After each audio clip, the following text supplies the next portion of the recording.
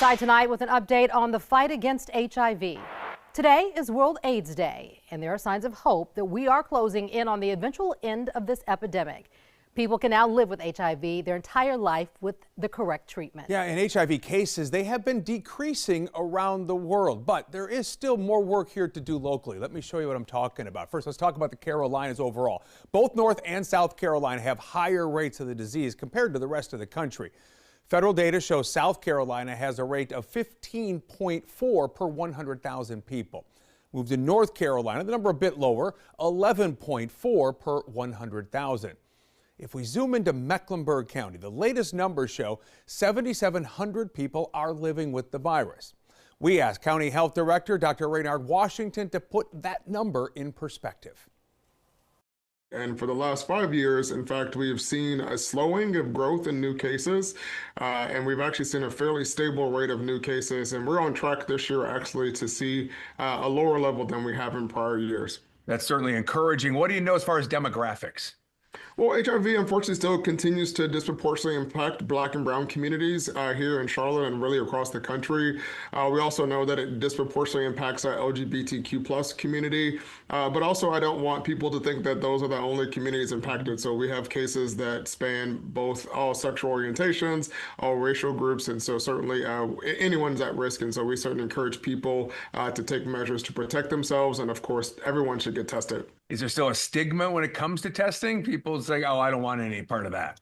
Yeah, I think, folks, there's still stigma associated with HIV disease in general that we continue to work against, and also flagging that HIV impacts everyone. I think it's an important part of raising awareness that this can impact anyone, and so I think we continue to try to have that conversation with everybody. If you feel like you need to be tested, what should I do? What's the first step I should take? Certainly. Well, you can always call the health department and come into one of our locations to get testing. That's free. It's anonymous. We also have an excellent tool called Let's Get Checked. So for folks who don't want to come into the building, you can just go on our website and order an HIV test kit to your home, get it, take the test at home, send it in with no cost, and we'll get your confidential results back to you. So that's a great resource. You know, this was a death sentence not that long ago. It's not the case anymore. Talk about the improvements that we're seeing when it comes to research and science.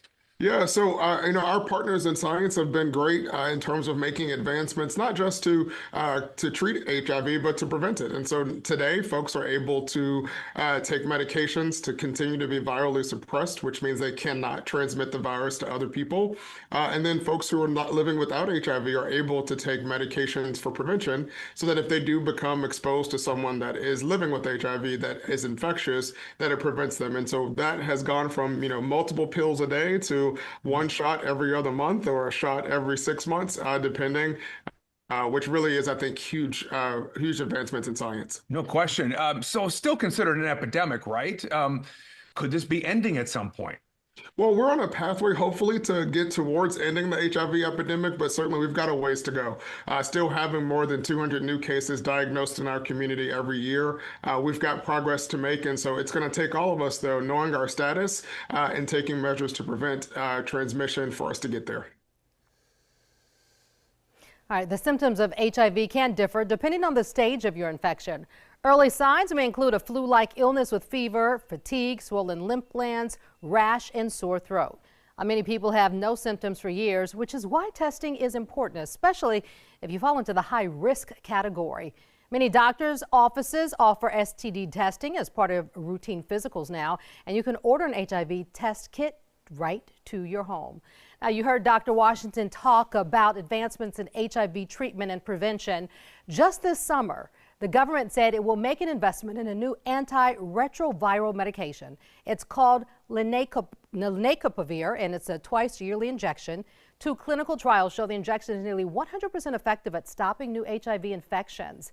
As of tonight, there's no exact timeline on when the shot could become available here in the U.S. or how much it would